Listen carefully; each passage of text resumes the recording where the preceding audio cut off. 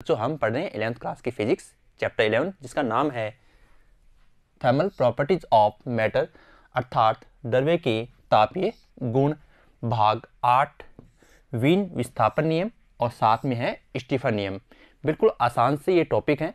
इनके जरिए हम ये जानेंगे कि वस्तु जो है वो बाह्य परिवेश के ताप के साथ कैसे सामंजस्य बनाती है और किस प्रकार वो जो बॉडी है, जो वस्तु है, वो विकिरित ऊर्जा का अवशोषण या उत्सर्जन करती है, उसके बारे में हम जानेंगे। लेकिन बच्चों, इससे पहले वाले वीडियो अगर आपने नहीं देखे हैं तो आप उन्हें जरूर देखें, क्योंकि उनके अध्ययन के बिना आप इसे समझ नहीं पाएंगे। क्योंकि फिजिक्स की जो वीडियो होते हैं वो एक दूसरे से लिंक होते हैं और ये जो टॉपिक है ये उनसे भी जुड़ा हुआ है। तो बच्चों, कॉपी पेन के साथ आप तैयार हो जाइए। शुरू करते हैं ऊष्मीय विकिरणों के साथ। तो बच्चों, जैसा कि हमने पढ़ा था कि ऊष्मा का स्थानांतरण 3 विधियों से होता है, चालन, संवहन और विकिरण। और विकिरण में हमने जाना था कि जो विकिरण होते हैं वो निर्वात में भी गमन कर सकते हैं। अब उनके बारे में हम और जानते हैं। परम शून्य ताप, जिसे हम कहते हैं 0 केल्विन से अधिक ताप पर प्रत्येक गर्म वस्तु क्या करती है बच्चों, अपने ताप के कारण, यानी अगर हम उसको गर्म कर रहे हैं तो ये एक आप मानकर चलिए कि ओनली 0 केल्विन एक मानक हम मान रहे हैं यहाँ पर, ताप बिंदु 0 केल्विन का, उसके ऊपर वस्तु क्या करती है, स्वयं के ताप के कारण, अपने ताप के कारण एक ऊर्जा उत्सर्जित करती है। उसे हम क्या कहते हैं, ऊष्मीय विकिरण कहते हैं। यानी पदार्थों को ताप मिलने पर वे विकिरणों का उत्सर्जन करते हैं तथा वस्तु से विकिरण द्वारा उत्सर्जित ऊर्जा को हम क्या कहते हैं, विकिरण ऊर्जा, या हम विकिरित ऊर्जा भी कहते हैं, विकिरित ऊर्जा भी कहते हैं। ये बच्चों क्या होती है, एक विद्युत चुंबकीय तरंगों का एक भाग होती है। बच्चों, ये शब्द बार बार आ रहा है, थोड़ा शॉर्ट में बता देता हूँ। इलेक्ट्रोमैग्नेटिक वेव एक समूह होता है जिसके अंदर रेडियो, सूक्ष्म, अवरक्त, दर्शे, पराबैंगनी, गामा किरणें और इससे पहले गामा से पहले अक्स किरणें, और ये अंत में आ गया आपके गामा किरणें। ये किरणें होती है बच्चों 1 2 3 4 5 6 7, यानी 7 किरणों का ये क्या होता है, एक समूह होता है। ठीक है, जिसके बारे में हम सीनियर क्लास में विस्तार से जानेंगे। इस समूह को इनकी तरंग दैर्ध्य के अनुसार डिवाइडेशन दिया गया है। तरंग दैर्ध्य जिसकी अधिक होती है और कम होती है, उसके आरोही और अवरोही क्रम के अनुसार एक स्पेक्ट्रम बनाया गया जिसको हम बोलते हैं इलेक्ट्रोमैग्नेटिक स्पेक्ट्रम। तो ये भी क्या करते हैं, ये सभी क्या करते हैं, ऊर्जा का उत्सर्जन करते हैं। तो इसलिए हमने इसको क्या कहा है कि यह विद्युत चुंबकीय तरंगों का एक भाग होता है जिन्हें हम अवरक्त विकिरण कहते हैं, जिससे मैंने लिखा है यहाँ पर अवरक्त विकिरण। ठीक है, अवरक्त विकिरण दर्शे से क्या है, ऊपर है। ठीक है, जिनकी तरंग दैर्ध्य 8 × 10⁻⁷ मीटर से 4 × 10⁻⁴ मीटर की होती है, जो दर्शे से क्या है, ऊपर की है। किसी गर्म वस्तु द्वारा उत्सर्जित जो विकिरण होते हैं वो क्या करते हैं, वो वस्तु के ताप पर डिपेंड करते हैं कि कितना ताप दे रहे हो। जितना ताप दोगे उतनी ज़्यादा वहाँ से क्या होंगे, गर्म विकिरण निकलेंगे।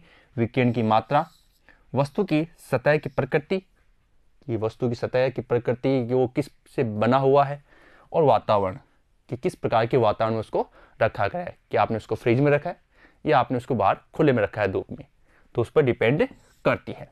तो वो क्या होते हैं, उसमें विकिरण होते हैं, थर्मल रेडिएशन होते हैं। अब इनकी जो गुण हैं, प्रॉपर्टीज हैं, उनके बारे में जानते हैं कि इनकी जो तरंग दैर्ध्य होती है, जैसा मैंने आपको बताया था कि प्रकाश से ऊपर, दर्शे मतलब होता है प्रकाश, प्रकाश की तरंग दैर्ध्य से क्या होती है, अधिक होती है।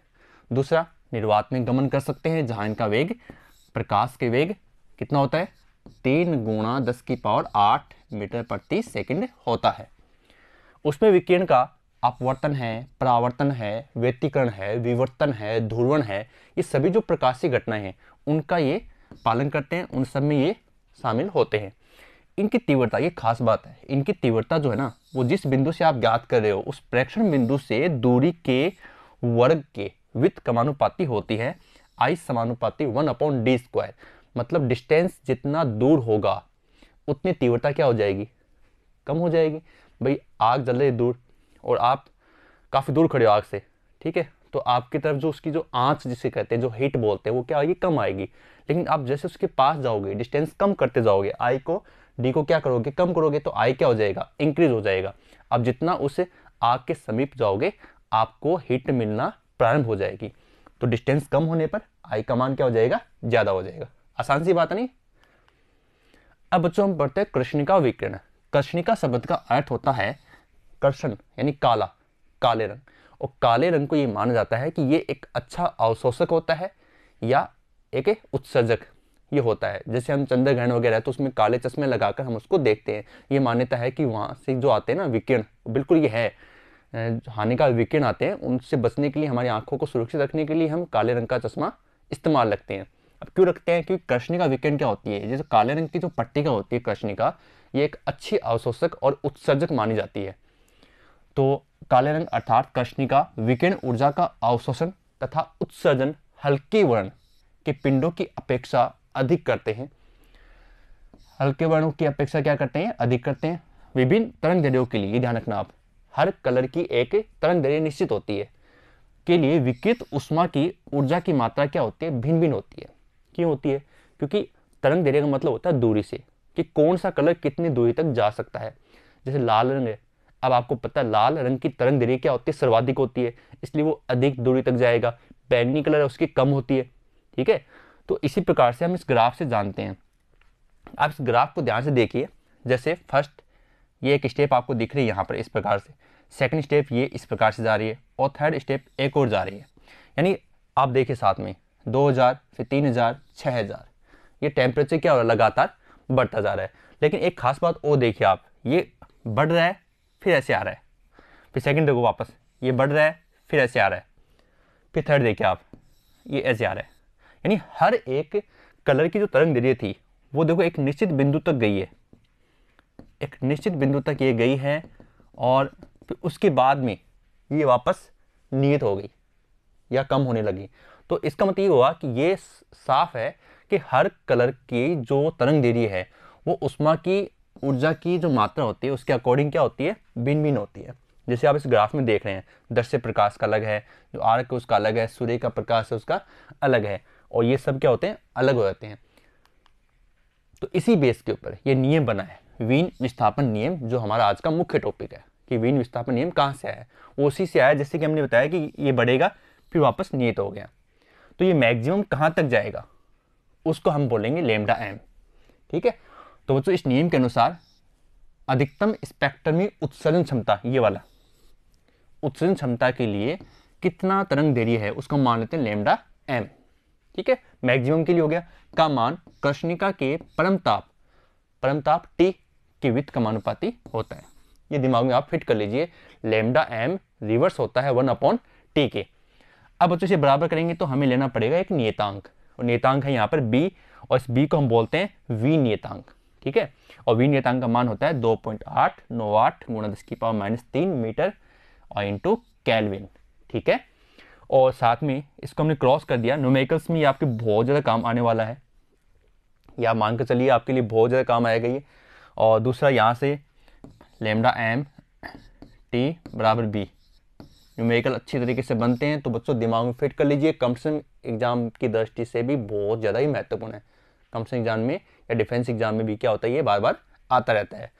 तो ये क्या हो गया, वीन विस्थापन नियम हो गया। इसमें क्या है कि हर कलर की तरंग दैर्ध्य होती है, और वो तरंग दैर्ध्य एक मैक्सिमम मान तक जाती है, फिर वो नीचे की ओर कमी की ओर अग्रसर हो जाती है। तो उस मैक्सिमम तरंग दैर्ध्य के लिए जो ताप होता है वो हमेशा उसका क्या होता है, रिवर्स होता है, कि ताप अगर बढ़ाओगे, सॉरी लैम्डा एम बढ़ेगा तो ताप वहाँ क्या हो जाएगा, कम हो जाएगा, ठीक है।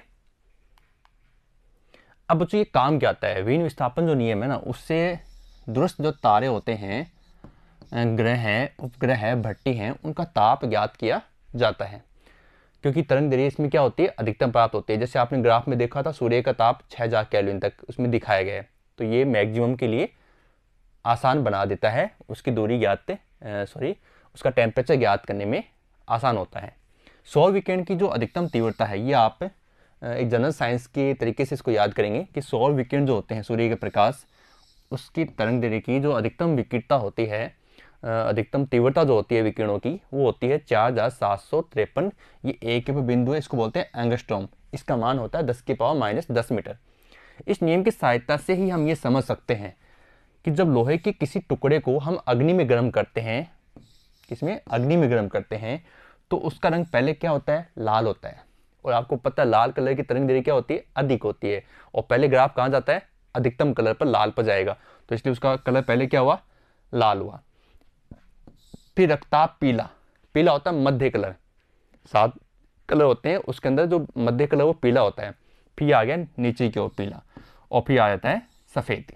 ठीक है, तो पहले लाल क्यों हुआ, क्योंकि लाल कलर की तरंग दैर्घ्य अधिक होती है, और ताप देने पर वो जो तरंग दैर्घ्य पहले वो मैक्सिमम जाती है, तो मैक्सिमम तरंग दैर्घ्य किसकी हुई, लाल कलर की हुई, इसलिए पहले कौन सा कलर आ गया इसमें, लाल आ गया। फिर मध्य कलर हो गया पीला, फिर ये नियत हो गया सफ़ेद हो जाता है।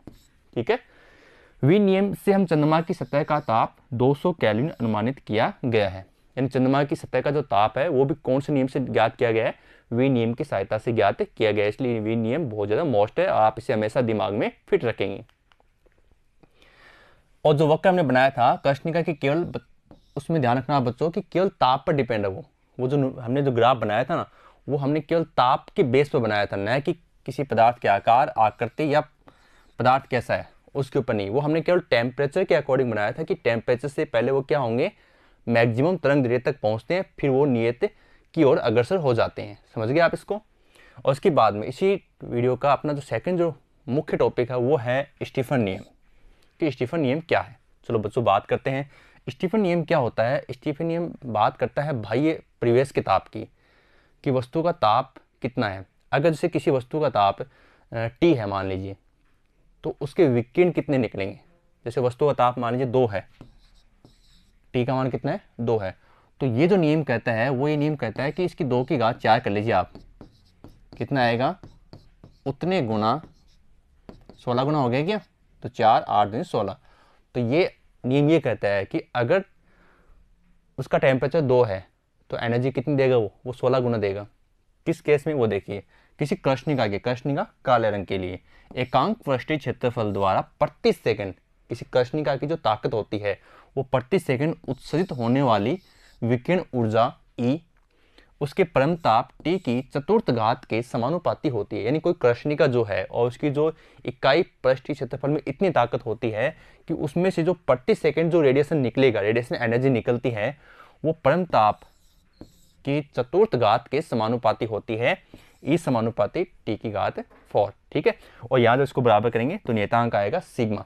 और सिग्मा की क्या कहते हैं, इसको स्टीफन नियतांक कहते हैं। इसका मान बहुत सरल है, 5 से 7 संख्या आती है ना, 5 6 7, बस बीच में पॉइंट है, और 7 के बाद में आएगा 8, तो इसको याद करने का तरीका हो जाएगा 5 पॉइंट लगा दो, 6 7 गुना 10 की 7 का क्या आएगा 8, तो 5 6 7 8, ये मान आप याद कर लीजिए। दूसरी बात न्यूमेरिकल के लिए भी बहुत ज़्यादा महत्वपूर्ण है, स्पेशली इसमें बाह्य परिवेश के लिए आते हैं। तो परिवेश के लिए अगर आते हैं ना, तो उस केस में आप क्या करें, जैसे ये T हो गया और बाह्य परिवेश मानते हैं T0, तो इसमें क्या करना होता है, हमें घटाना होता है, और घटाकर उसमें 4 घात लगानी होती हैं, यानी T4 माइनस T04, इस प्रकार से।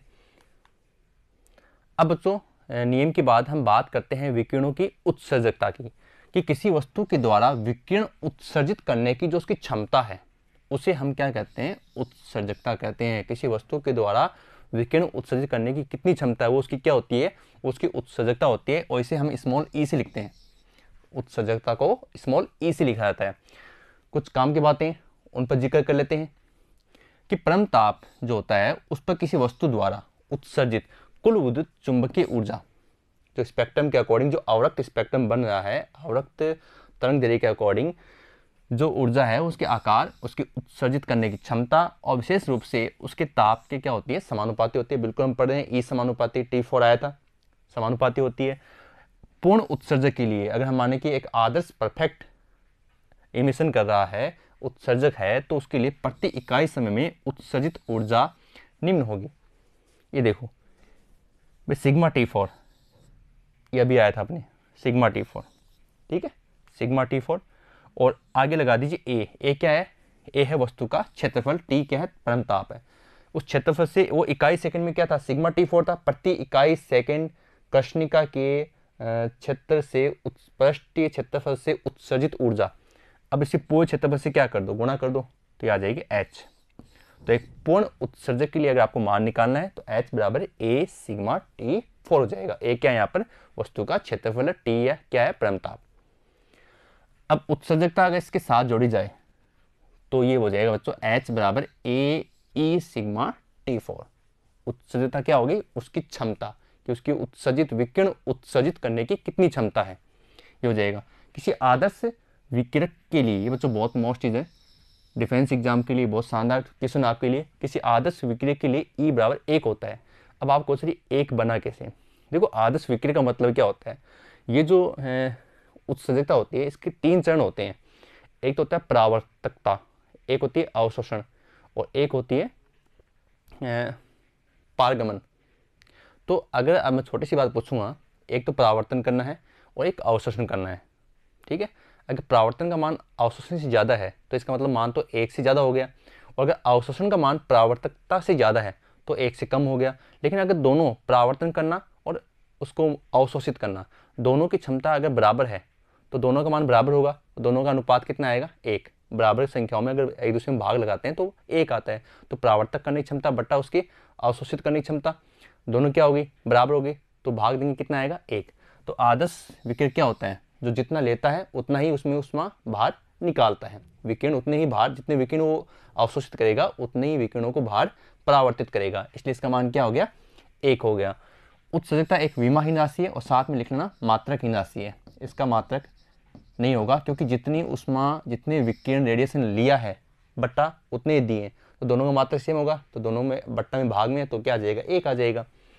दीप कज्जल, दीप कज्जल जैसे आप जानते हो ना, मिट्टी के जो घड़े आते हैं उस टाइप में एक उसका ढक्कन होता है, उस पर हम काजल मोमबत्ती जला के या कैसे उसमें क्या करते हैं, काजल बनाते हैं, दीप कज्जल, या जैसे हम बोलते हैं कालिक, ठीक है। कालिक की बात करें तो कालिक क्या होती है, ये पदार्थों द्वारा उत्सर्जित उष्मा की एक आदर्श वस्तु मानी जाती है। अगर आपसे कहा जाए कि आदर्श कृष्णिका किसे कहा जाता है तो आप कहेंगे दीप कज्जल को लगभग उसके सन्निकट माना गया है, लगभग एक आदर्श कृष्णिका माना गया है किसको, दीप कज्जल को।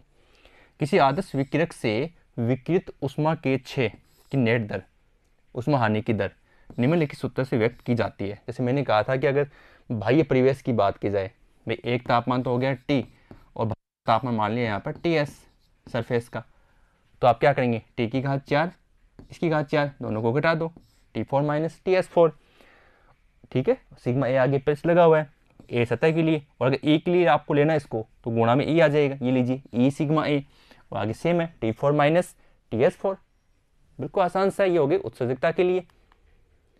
अब बच्चों हम बात करते हैं कि शरीर से उष्मा के क्षय को, शरीर से उष्मा के क्षय को कारगर तरीके से रोकने के लिए आधुनिक आर्कटिक जो कपड़े हैं आम कपड़ों से अच्छे होते हैं, इस प्रकार से बनाए जाते हैं कि शरीर की त्वचा के साथ एक अतिरिक्त पतली चमकदार धातुई परत जो होती है जो शरीर के विकिरण को परावर्तित कर देती है। यानी आजकल कुछ ऐसे कपड़े आए हुए हैं जो अंदर से आपको लगेंगे चिकने हैं, उन पर एक अलग प्रकार की परत जमी होती है। उनको पहनने का लॉजिक क्या है वो आपको समझाने की बात हो रही है कि जैसे हम उनको पहनेंगे तो वो क्या करते हैं, हमारी बॉडी के तापमान, हमारी बॉडी भी क्या करती है, बाह्य टेम्परेचर के संगत आने से, जैसे ठंड में आ गई तो हम क्या चाहेंगे कि हमारा शरीर क्या रहे, गर्म रहे, तो हम ऐसे कपड़े पहनेंगे कि हमारे जो शरीर का जितना रेडिएशन बाहर निकलता है, हमारे शरीर में जितनी गर्मी है वो बाहर निकलती है, तो उसको रोक ले वो। तो इस प्रकार के विशेष प्रकार के कपड़े होते हैं जो हमारे शरीर को टेम्परेचर को अंदर से क्या करते हैं, गर्म बनाए रखते हैं, जिसे आप कह सकते हो गर्म कपड़े, ठीक है।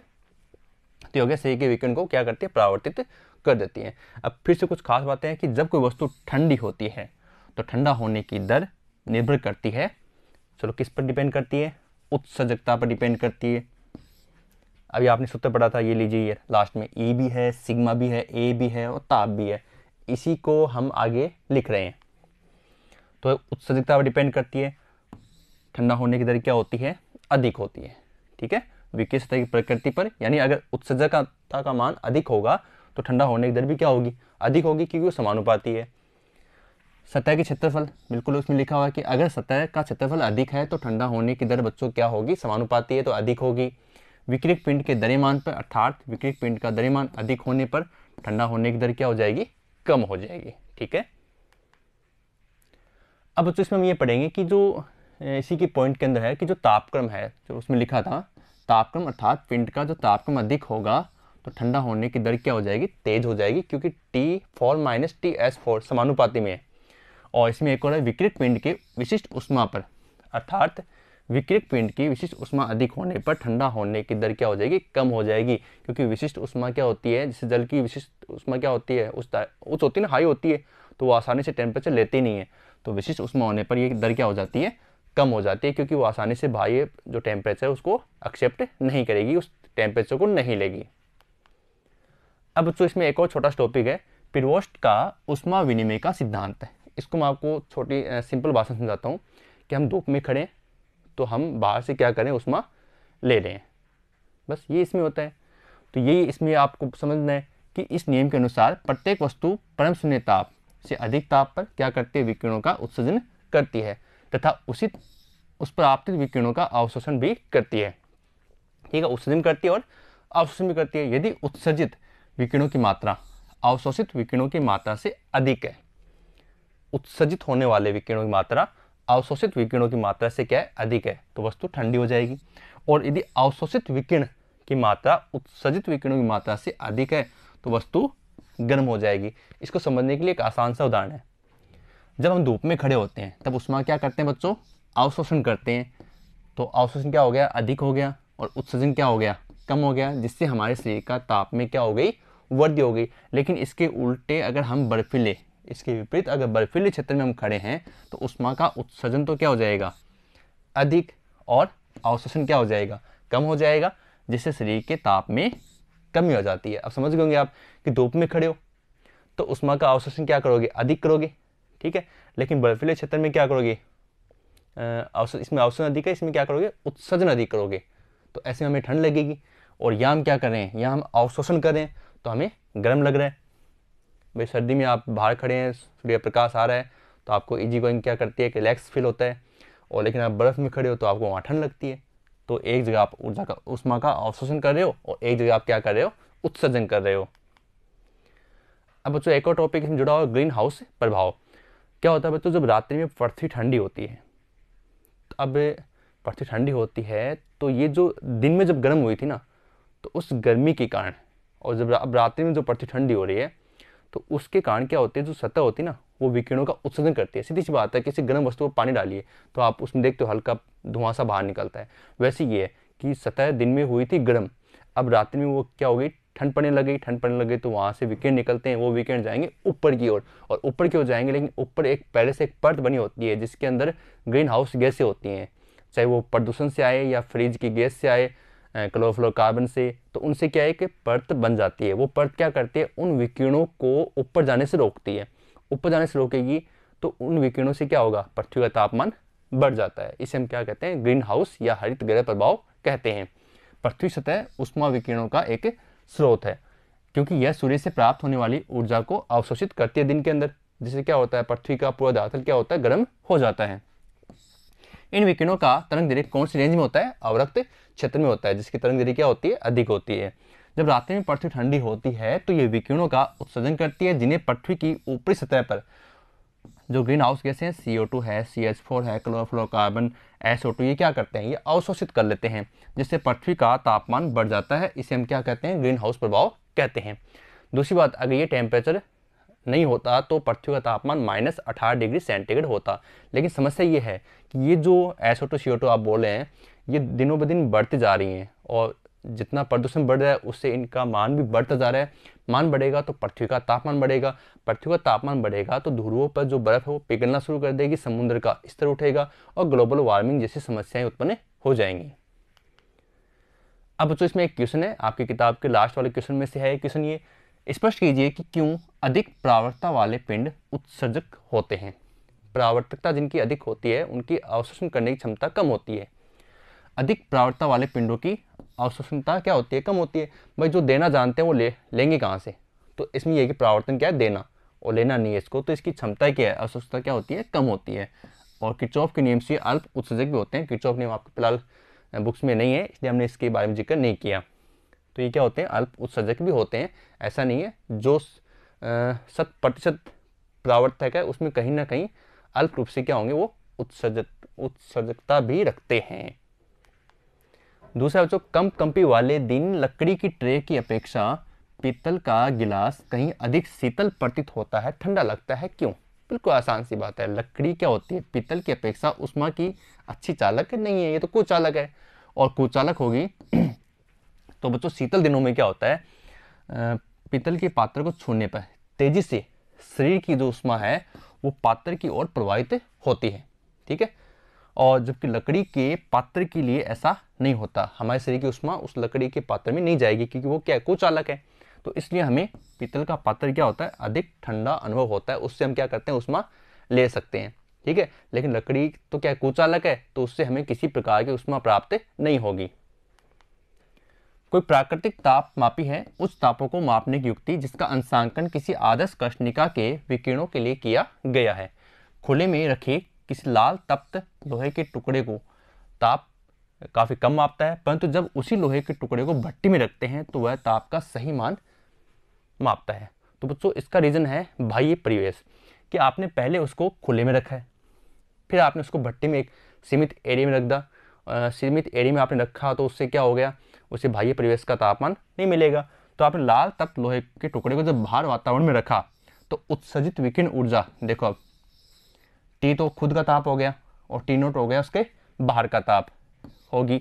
लेकिन इसी टुकड़े को अगर आपने भट्टी में रख दिया तो अब ये बाहर वाला तापमान ये हट जाएगा, केवल भट्टी का अंदर से रहेगा, तो ये हो जाएगा E बराबर सिग्मा T4 होगी।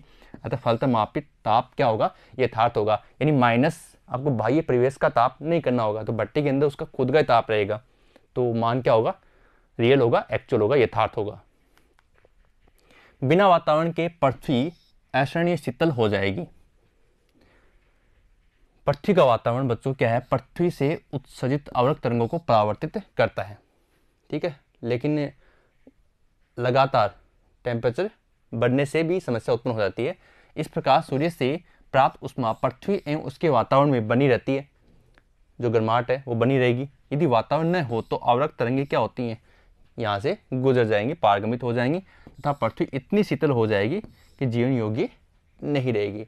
यानी ये कहा भी जाता है कि पृथ्वी पर ही क्या है, वायुमंडल पाया गया है, तो उस वायुमंडल पाया गया है तभी तो वहाँ जीवन संभव है। अब अगर उत्सर्जित आवृत्त जो हैं वो वातावरण ही नहीं है तो वहाँ किसी प्रकार का परिवेश माध्यम उनको मिलेगा नहीं, और जो आवृत्त तरंगें होती हैं वो वहाँ से निकल जाएंगी और वहाँ पर जीवन योग्य पृथ्वी हमारी शेष नहीं रहेगी, ठीक है। भाप का जो परिचालन पर आधारित है, भाप आप जानते हैं वाष्प गैस आधारित तापन निकाय तप्त जल क्या होता है, द्रव अवस्था के परिचालन पर आधारित निकायों की अपेक्षा भवनों को उष्ण बनाने में अधिक दक्ष होते हैं। देखो जल से जब हम भाप बनाते हैं तो इसमें वाष्पन की गुप्त उष्मा होती है, तो इसलिए क्योंकि समान मात्रा की भाप में 100 डिग्री सेंटीग्रेड की जल की अपेक्षा वाष्पन की गुप्त उष्मा के रूप में अतिरिक्त उष्मा भी निहित होती है। ये मैं आपको बता रहा हूँ कि जल है, आपने उसको उबाला 100 डिग्री सेंटीग्रेड, तो जल से 100 डिग्री सेंटीग्रेड ले गए तो वो किस में बदल गया, भाप में बदल गया। अब भाप में वो जब अवस्था बदलती है तो उसे चाहिए वाष्पन की गुप्त उष्मा, तो उसमें 100 डिग्री सेंटीग्रेड के अलावा उसमें वाष्पन की गुप्त उष्मा भी शामिल है, इसलिए उसका मान क्या होगा, ज़्यादा होगा, और इसलिए वो क्या होंगे, अच्छे होंगे, वो अधिक दक्ष होंगे। तो बच्चों इस वीडियो में हमने कृष्णिका विकिरण उत्सर्जन के बारे में जाना और वीन विस्थापन नियम को समझा, स्टीफन नियम को समझा और साथ में ग्रीन हाउस प्रभाव के बारे में जाना। अब हम नेक्स्ट वीडियो में ये जानेंगे कि किस प्रकार से जो उष्मा क्षय की दर है वो बाह्य परिवेश और ताप के साथ संबंध रखती है। तो बच्चों मिलते हैं नेक्स्ट वीडियो में, धन्यवाद।